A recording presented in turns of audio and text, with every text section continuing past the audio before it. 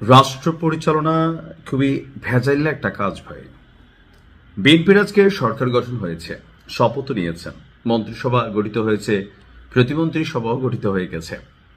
তো সবকিছু মিলিয়ে বিএনপির নেতাকর্মীরা উচ্ছ্বাস প্রকাশ করছেন, কিন্তু দলটির যারা মূল কর্তা বা হর্তাকর্তা ব্যক্তি, বিশেষ করে জনাব তারেক রহমান থেকে শুরু করে সরকার পরিচালনায় যাদের সবচেয়ে বড় ভূমিকা রাখতে হবে এই দলটির, তাদের কাঁধে কি পরিমাণ ঋণের বোঝা চাপিয়ে গেছে এই ডক্টর ইউনূস সরকার।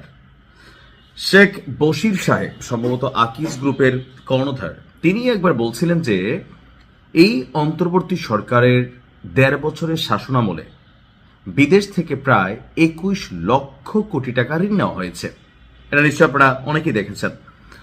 এর আগে আওয়ামী লীগ সরকার থাকতে এই ঋণের পরিমাণ ছিল আরো ২ লক্ষ কোটি, অর্থাৎ সব মিলিয়ে ২৩ লক্ষ কোটি টাকা ঋণ চাপায়ে গেছেন পরবর্তী সরকারের কাঁধে।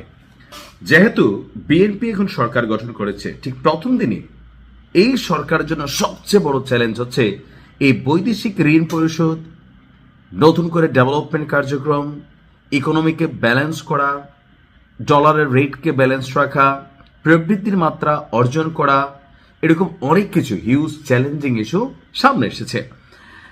রাজনৈতিক সরকারের কাছে ক্ষমতা হস্তান্তরের মধ্যে দিয়ে নিজের কাঁধের বোঝা ডক্টর ইউনূস তারেক জিয়ার কাঁধে চাপিয়ে দিয়ে গেছেন। আর আগামী ১৭ ফেব্রুয়ারি, অর্থাৎ আজকে শেষ হয়ে গেছে, দায়িত্ব গ্রহণের সময় বিএনপি সরকারের কাঁধে ২৩ লক্ষ কোটি টাকা ঋণের বোঝা চাপিয়ে গিয়েছে। পাশাপাশি ২০২৫ সালেও ব্যাংকিং উৎস থেকে সরকারের ঋণের প্রবৃদ্ধি ছিল ৩২% বেশি।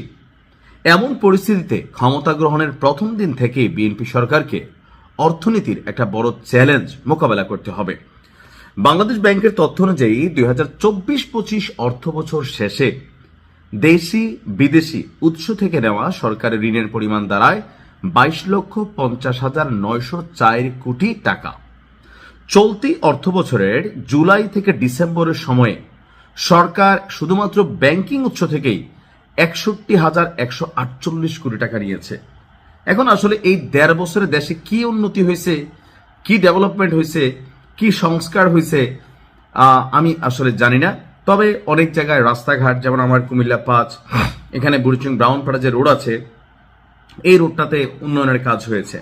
কাজ হয় না একদম তা না, তবে যেই টাকাটা টোটালি এখানে আসলো সেই পরিমাণ টাকার কাজ হয়েছে কিনা এটা হচ্ছে প্রশ্ন।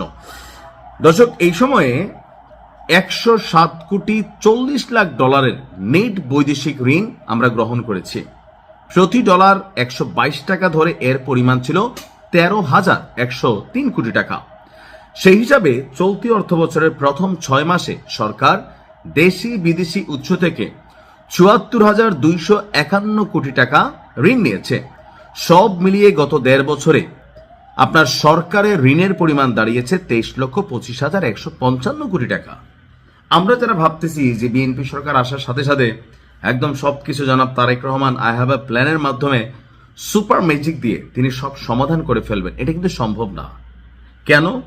কারণ এই সরকারকে প্রথম যে চ্যালেঞ্জটা মোকাবেলা করতে হবে, যেগুলো বৈদেশিক ঋণ পরিশোধ করতে হবে। আপনি বিশ্বব্যাংক থেকে টাকা আনবেন, আপনাকে পরিশোধ করতে হবে। আপনি আকু থেকে টাকা আনবেন, আপনাকে পরিশোধ করতে হবে।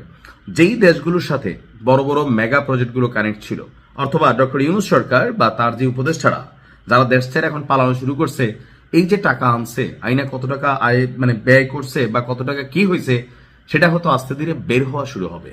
তবে অনেক উপদেষ্টাদের পলায়নে জনমনে প্রশ্ন তৈরি হয়েছে, ভেতরে কি কোনো অন্য ধান্দা ছিল? হয়তো কিছু না কিছু ছিল। এখন যখন সরকার গঠনের আগেই ২-১ জন ভাইগা গেছেন ডক্টর ইউনূসের কাছের লোক, তখন মানুষের মধ্যে তো প্রশ্ন আসে, ২৩ লক্ষ কোটি টাকা ভাই কোথায় খরচ করছেন, এটার হিসাবটা কিন্তু আপনাদের দিয়ে যাইতে হবে। বাংলাদেশের জনগণ জানতে চায়। ভালো থাকুন। আসসালামু আলাইকুম।